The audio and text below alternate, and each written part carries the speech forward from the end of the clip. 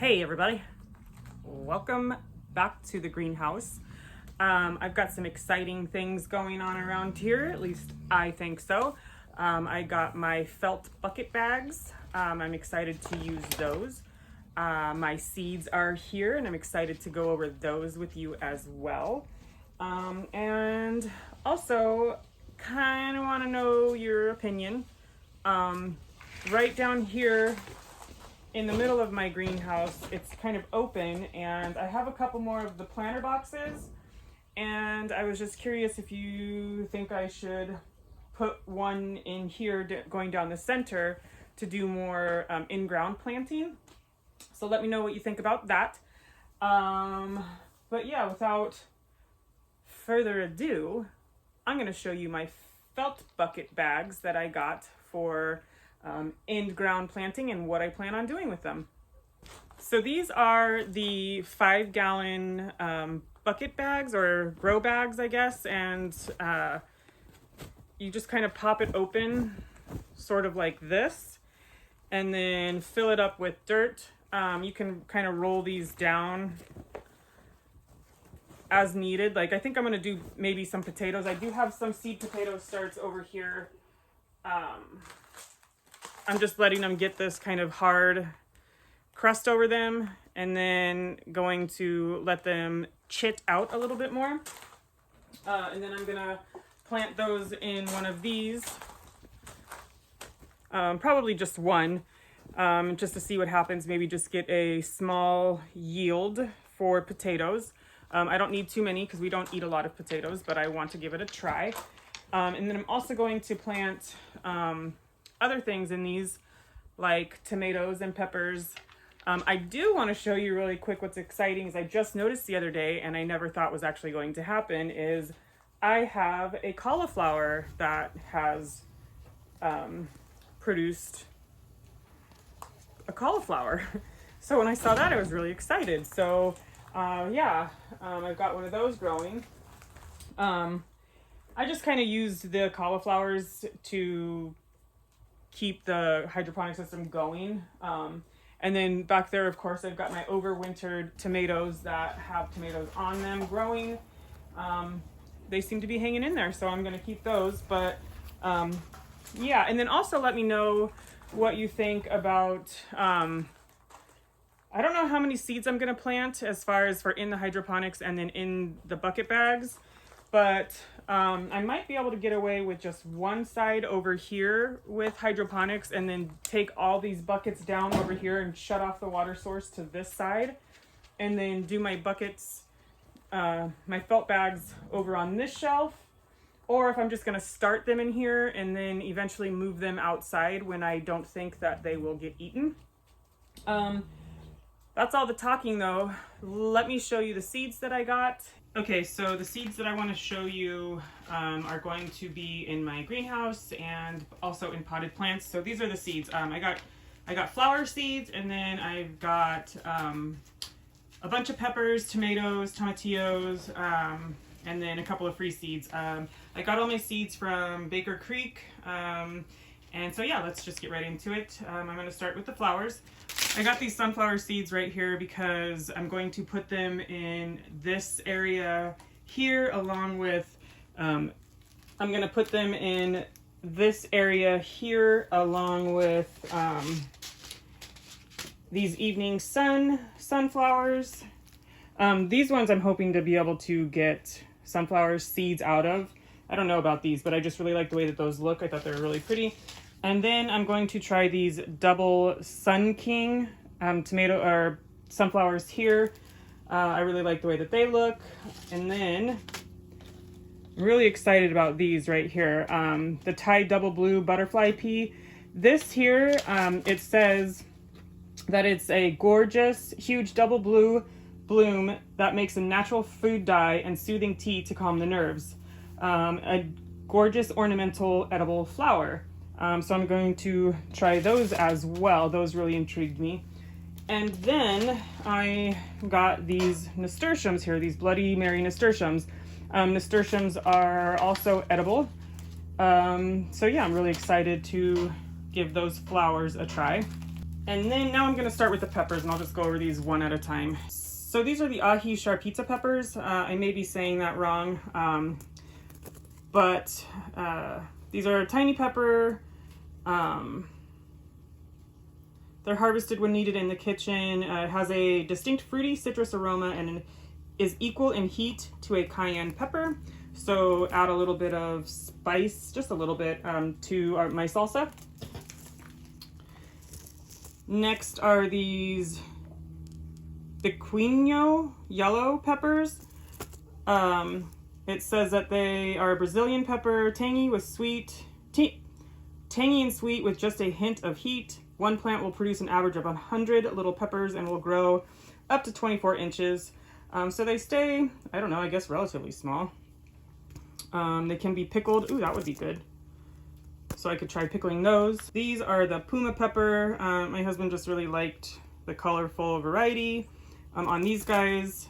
And it says high intensity flavor, bursting with habanero level heat and edible ornamental. That'll be nice to add for a spicier salsa. Or these are the corbacci. I'm probably butchering all these names, but it's all good. And they are a rare and flavorful Turkish heirloom, very slender, 10-inch fruit, are curved and twisted like a Turkish scimitar, richly flavored frying or pickling type. So we're gonna give those a try. My husband was really interested in trying these ones. These are the Sugar Rush Peach. It's an exciting new heirloom bred by hot pepper prodigy Chris Fowler of Wales. Long peach-colored fruits are packed with loads of super sweet tropical flavor, and the seeds bring in a smoky, complex heat. So yeah, we're excited to give those a try. And this is a habanada pepper. It has all the fruity and floral notes of the habanero without any heat, so it's a mild habanero pepper. We're gonna give that a try, even though that color looks a little wicked. And this is the last one for the peppers. This is the Jigsaw Pepper again. Just that variety of different colored peppers. It says leaves are multicolored in tie-dye patterns of lavender, cream, violet, seafoam, and forest green, making it one of the most beautiful peppers. Short, stocky plants produce small, plum-colored fruits about as spicy as a jalapeno. Great in containers, borders, or beds. So I guess we didn't get any super hot peppers, but that's okay. There's always next time. And then I got a purple tomatillo. I want some of my salsa to look purple. I don't know if it will be the final product, but in my head I have like a vision of purple salsa. So yeah, and this is just a beautiful purple fruit, large size. Many are a bright violet throughout their flesh. So we're gonna give that a try. And of course, just some Aroma tomatoes. I guess these ones are kind of better than your regular slicing tomatoes just because maybe they're not as watery. I don't know. We'll see how it works out. But yeah, so we got some Aroma tomatoes. I've got other tomato seeds that I had from last year, so I can play around with it a little bit. And then last but not least, I got these purple dragon carrots because I just wanted to grow purple carrots. Why not? So I got those. And then the cool thing with Baker Creek is if you order a certain amount, I'm not exactly sure what it is. I ordered 15 packs of seeds and they sent me 2 free packs. I'm not sure if they send it based on price or based on quantity, but the free seed varieties that I got is this blue spice basil. So that's cool. And then cucumbers. So I really like to just eat cucumbers with ranch dressing, so I was really excited to get these. Now that I've shown you the seeds that I got from Baker Creek, the next step is tomorrow I'm going to be heading down to the nursery to pick up a couple of different things so I can make some potting soil, get some planting, some seed starter soil mix, some nutrients. I'm gonna mix it all together, so I guess I'll see you at the nursery.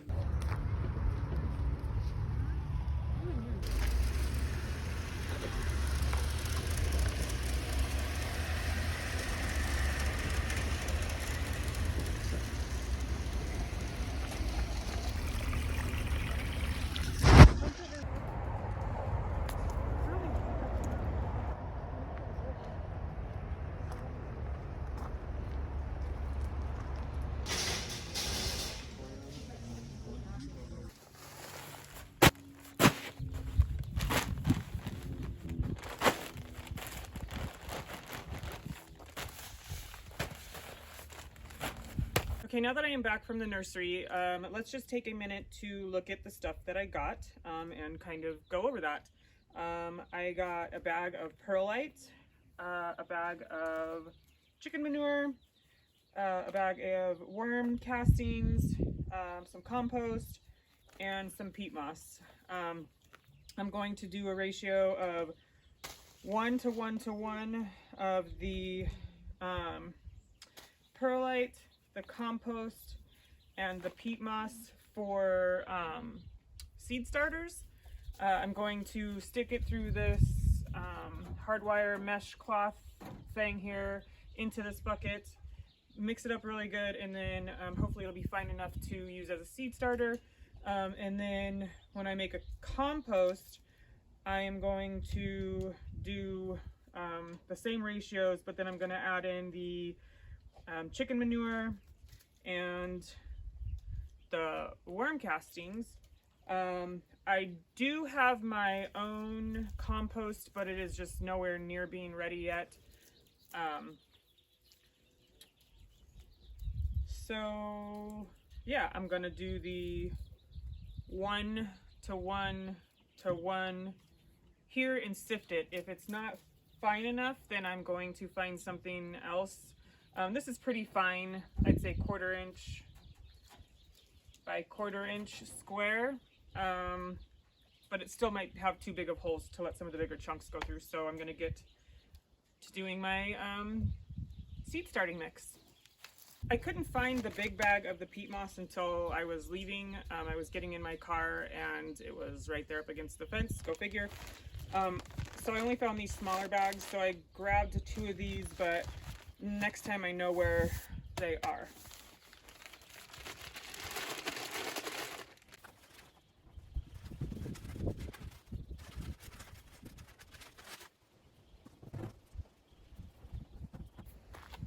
As you can see, after doing my peat moss, this is kind of what's left over, so I'm just going to take this stuff and put it over in my other planter box over there.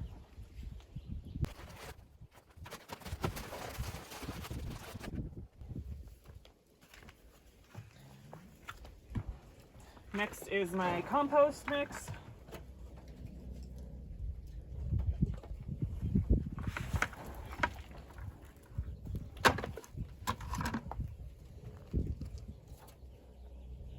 A little poop never hurt anybody.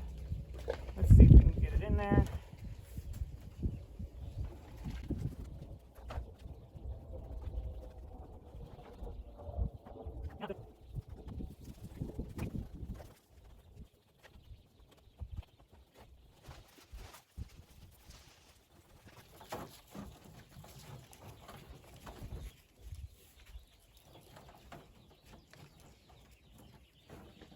I might take this and put this in my compost bin.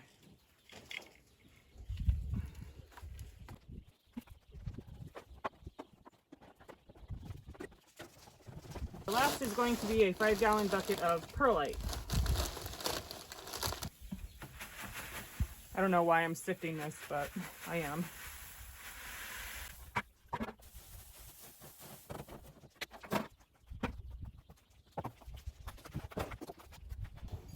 Okay, now that that's done, I'm going to go ahead and come in here and just kind of mix everything up.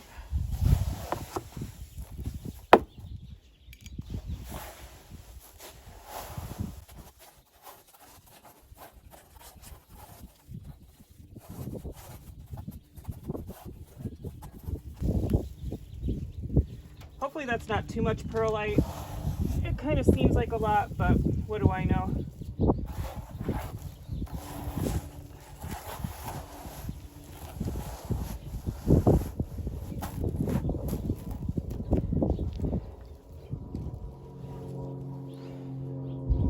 The next thing I'm going to do is I'm going to get my my waterer, my hand waterer, and just kind of get this wet. It is kind of moist, but not like, I mean, it does stick, but it still crumbles. So I'm just going to add a little bit of water to this.